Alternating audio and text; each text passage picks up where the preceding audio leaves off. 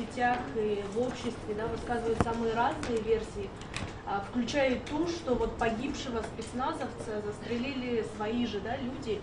Как вот вы, чтобы вот переложить вину потом на Атамбаева, обвинить его, как вот вы можете, да, прокомментировать это? Спасибо за вопрос. Ну, вы сами понимаете абсурдность этого, как бы, это делают сторонники Атамбаева. Еще раз, на сегодняшний день ни одно оружие, ни одно не было выстрелено со стороны спецназа. Это я ответственно заявляю. И это абсурд, когда наш сотрудник своего, это все были вместе. И это не могло быть. И это не так. Сейчас вот трассологическая экспертиза все это покажет документально, как это было. И на основании этого определим. Это чисто провокационные действия со стороны сторонников Атамбаева. Я так считаю. Спасибо.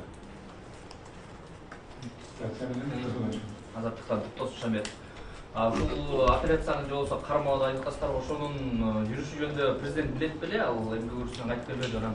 Экинчиден ушул спецоперациядагы баягы жоопкерчилик боюнча сиз кызматтан кеткен дедиңиз эле. Анан азыр кызматтан кетесизби жана ошондой эле баары бир кандай дыккат даярдалган күндө дагы спецоперация ишке ашпай калды биринчисичи. Анан ошол боюнча баланын өлүмү жана башка боюнча жоопкерчилик сиз жеке өзүңүз ала аласызбы же жана ошол спецоперациянын мыйзамдуулугу боюнча башкы прокуратура кандайдыр тергөө жүргүзөбү? Ошонун мыйзамдуу болгонбу, мыйзамсыз болгонбу? Алар айтылат, бул бийлик тараптан провокация болгон, атайын ушундай кылып туруп анан экинчисин кармашкан депчи. Прокуратура кандайдыр бир изилдөө жүргүзөбү? Сиздин үстүңүздөн же кайсыдыр органды же ошол тергөөчүнүн үстүнөн? Рахмат, расмий тилде айтып көрсөңүз. Бул боюнча президент, естественно, 5 вариантов, которые были представлены нашим штабом, я как главнокомандующему доложил уважаемому Сооронбай Шариповичу, что есть вот такие моменты, и мы должны их решать в правовом поле. Я открыто хочу сказать, что Сооронбай Шарипович дал жесткое, конкретное указание. Самое главное — не применять оружие огнестрельное. Первое. И второе, чтобы не было никаких гражданского населения, ни одной жертвы, никаких самых. То есть вот это первая задача была поставлена им.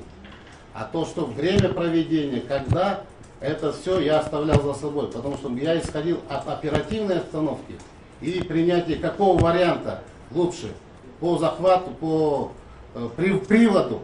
Просто это не спецоперация. Это мероприятие Волгон. Весь сотрудник без оружия зашли, начальник управления. Мы должны были просто дать ему постановление, в случае, когда он откажется, взять его под руки, эти 2 гражданских. Альфаны, да, Альфаны кызматкерлери оберечь наших сотрудников отвне. Вы видели, когда камнями начали бросать? Они должны обеспечить оперативную группу от безопасности извне. Только ради этого. Ал чыккан жок-то. Жоқ, анда приват емес, 3 жолу берилди. Ганиметов барды. Сиз көрдүңүз да? Сиз көргөн жоксузбу? Көрдүм. Аны да киргизген жок. Алар жөнүндө кол созбады. Давайте не будем привлекаться. Информация от вас, там догадаться. Давайте вот в этом плане. Я закончу одну мысль, да, уважаемые коллеги, потом на другой вопрос отвечу. На первый вопрос ответил, на второй именно почему это же мероприятие. Еще раз говорю, данное мероприятие мы проводим, когда спецназ Альфа, когда задерживаем оперативно преступные группировки, когда наркодельцов задерживаем, я обязательно использую по прикрытию своих сотрудников по задержанию. Именно в этом плане используется это мероприятие. Это не спецмероприятие, это было во 2-й день. Уважаемые журналисты, я хочу вам сказать. Еще раз, 1-й день это шло решение дачи постановления непосредственно Атамбаеву, как положено по УПК. А спецназ Альфа, их всего, почему было всего 50? Так можно было и больше, конечно. Чтобы прикрыть их, потому что их было всего лишь 30 в этот день. Поэтому, чтобы не было никаких нюансов по гражданским населениям, было принято вот такое решение.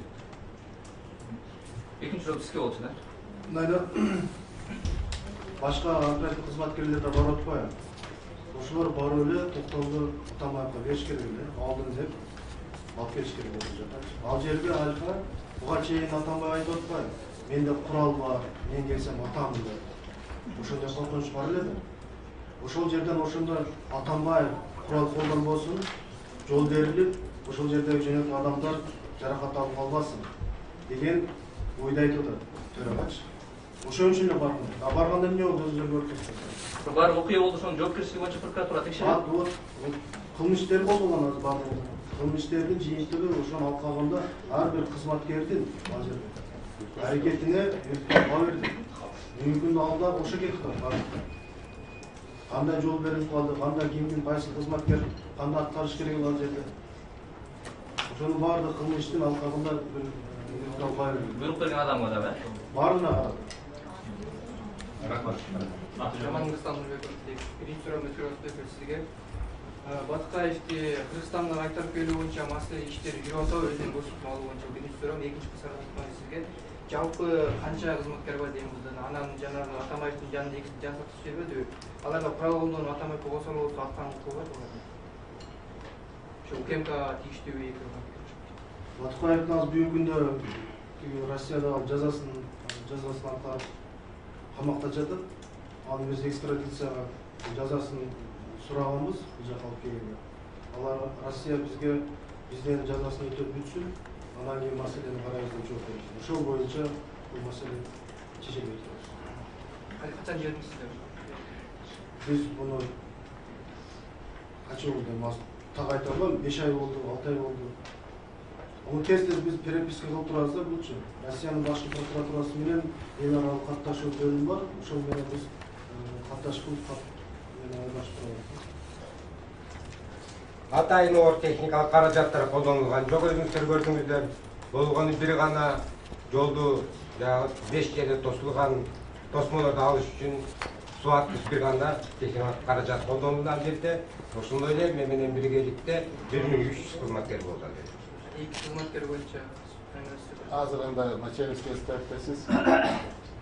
Өзү мыйзам боюнча сотрудники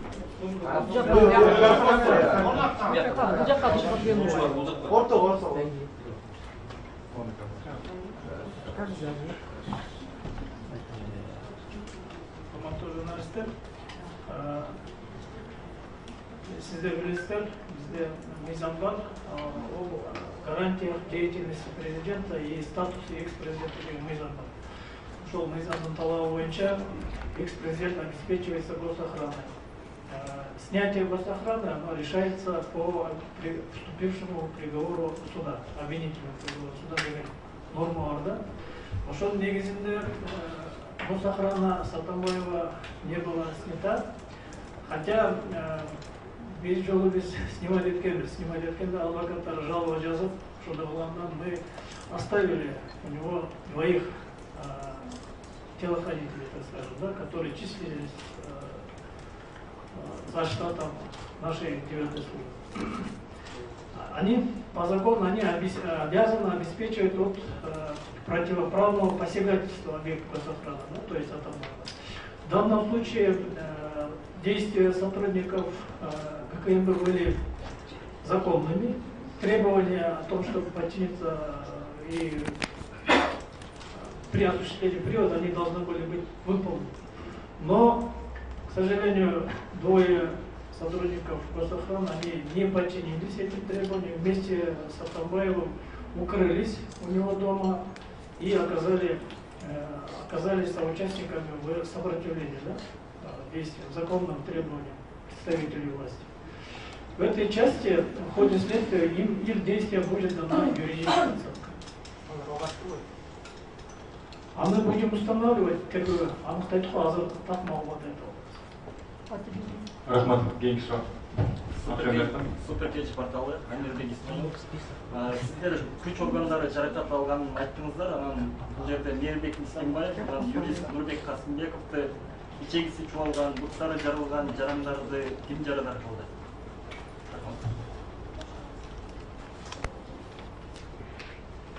Урматтуу Бардыгы биригип биздин сааматтык сактоо ооруканаларына 170 адам кайрылган. Анын ичине азыр айтып кеткендей 79 бул биздин кызматкерлер, 30га жакын бул биздин мамлекеттик укук коргоо органдарынын кызматкерлери, калгандары биздин жарандар. Алардын ичинде кимиси кайдан, кайсы учурда кандай жаракат алганы боюнча биздеги жүрүп аткан кылмыш тергөөнүн негизинде биз ар бирөөсүнө баа беребиз. Рахмат, пожалуйста. Представляешь, Мачев Александр, прокурор. Хотели бы узнать, когда будут готовы экспертизы баллистические убившего сотрудника Альфа и ранивших других? Такой вопрос. Сказать точное время невозможно, вы прекрасно знаете, что экспертиза проводится экспертами, но в ближайшее время они будут готовы уже. Это Эдик мен жадан Азамат Байкиров, мен сураным сизге болсун. Ошо Атамбаевди кармоо учурунда эмес жанагы мажбурлап алып келүү жолунан башка жол жок белесиздерби? Атамбаевди алып келүү учурунда сөзсүз эле ушу мажбурлоо жолу эле калды беле, башка жол жок беле.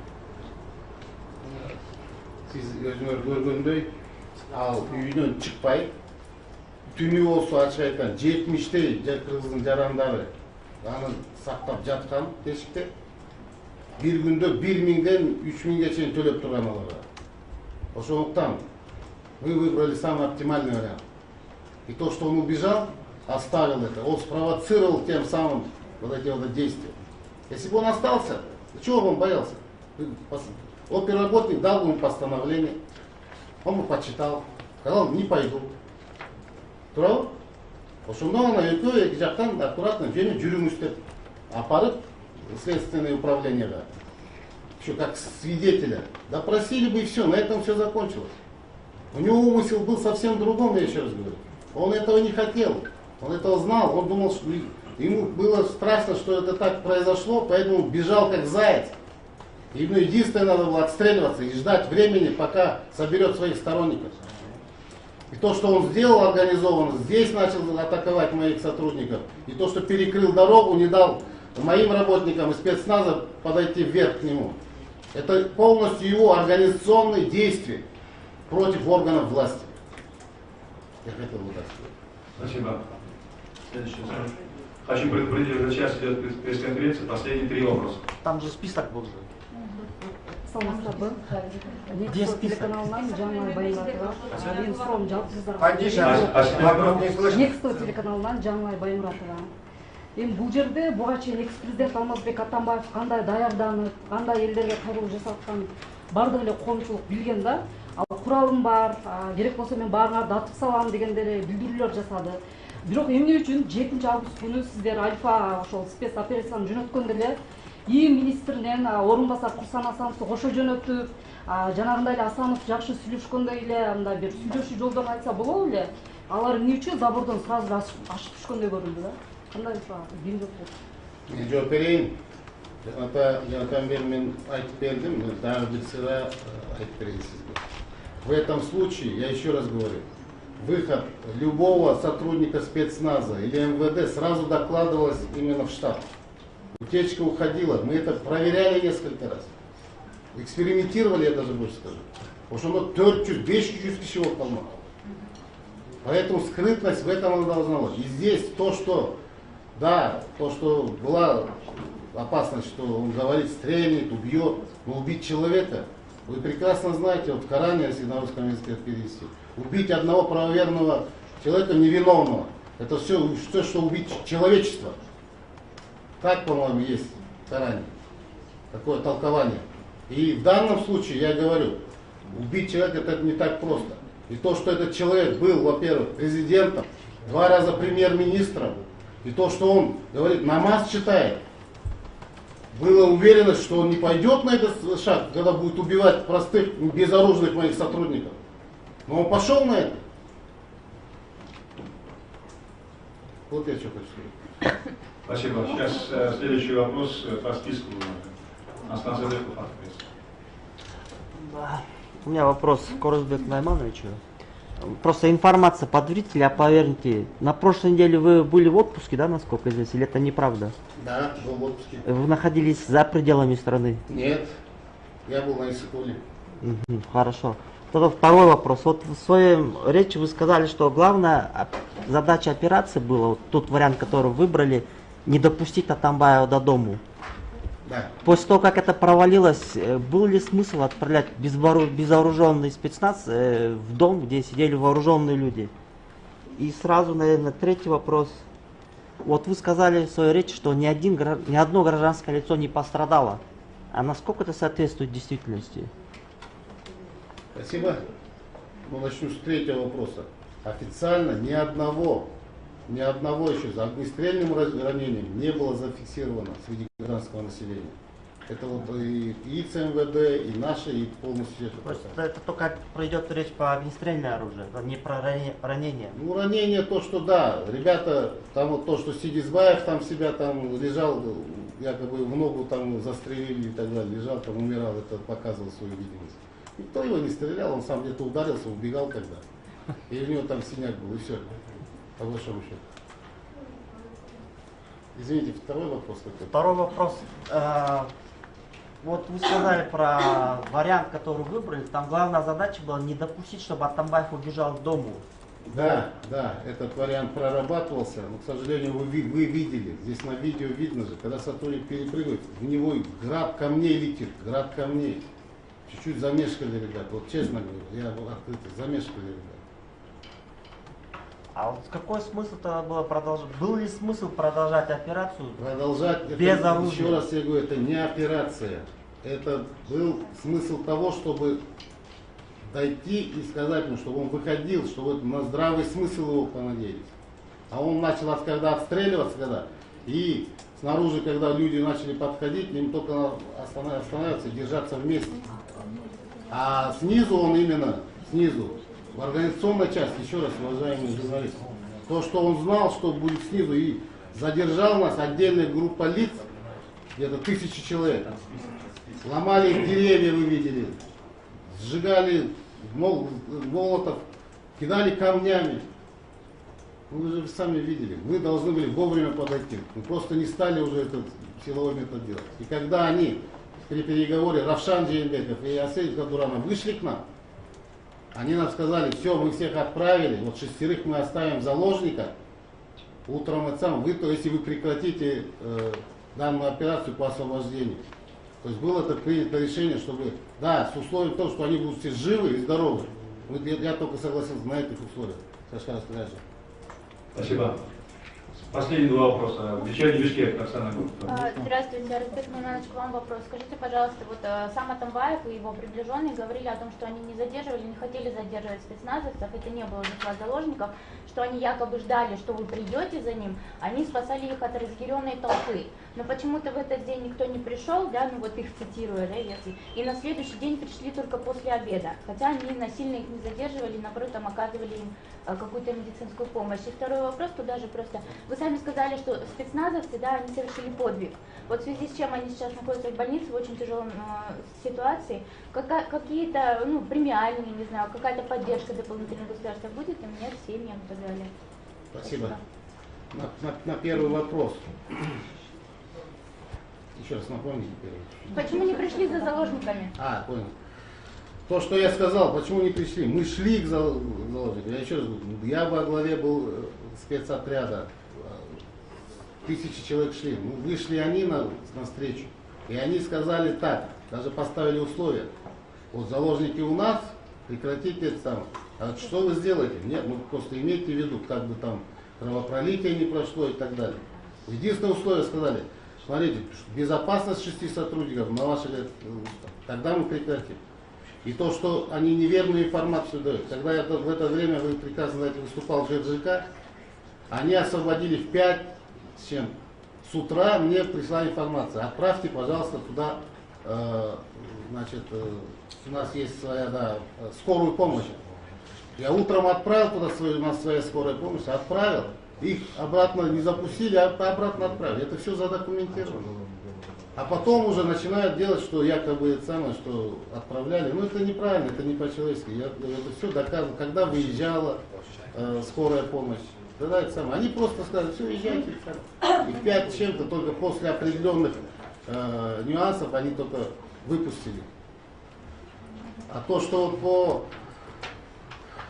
привилегиям, или будем говорить, какие-то есть восстановительные работы, да, в этом плане я хочу сказать, ну, то, что Хусейну, конечно, это не поможет, нет, но то, что ему оставалось до сентября срок полковника, я посмертно учил. Но это еще раз говорю, это не означает. Я его представлю в госнаграде РДИП, однозначно. Значит, многие сотрудники будут представлены.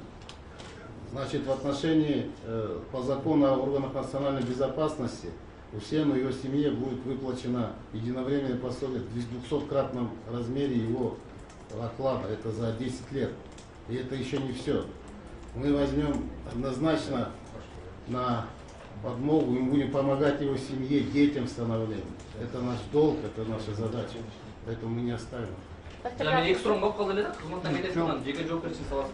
Кызматтан кетем дедим, мынау ишти бүтүрөйүн, бүт барын отургузайын, а соны мен сотрудниктеримди ургандардын баарын по закону отургузуп туруп, бүт барын эметип туруп, анан токпоңуз, кетем.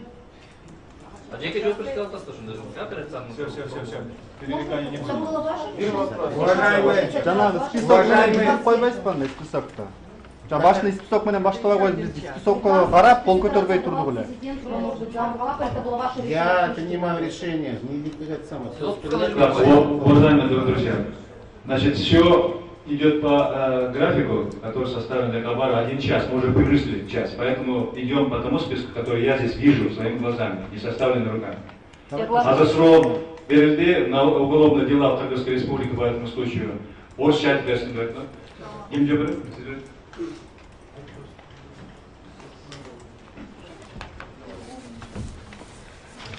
Здравствуйте, уважаемые журналисты. Можно вопрос повторить?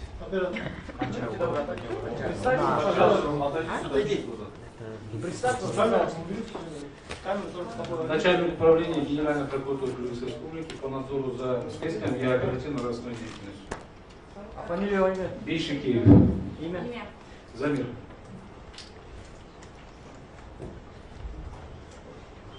Назад А может вы сядете за мир? Назад А то можно, вы под да. место. Нет, там же мешаешь, ты же не один же. Вот молодец. Уважаемые журналисты, значит, по событиям, произошедшим 7 и 8 августа 2019 года, зарегистрированы ряд досудебных производств. Данные производства находятся в ведении ГСУ и МВД Кыргызской республики. Это значит, первое, воспрепятствование осуществлению следствия. Далее идет массовые беспорядки, хулиганство, захват заложников, применение насилия в отношении сотрудников правоохранительных органов, убийство и покушение на убийство. А ход расследования? К сожалению, о ходе расследования информацию я дать не могу, так как проводятся определенные следственные мероприятия до настоящего времени. По результатам следствия, я думаю, будет дана более расширенная информация. А Атамбаев по каким статьям подозреваться? Можете на русском сказать?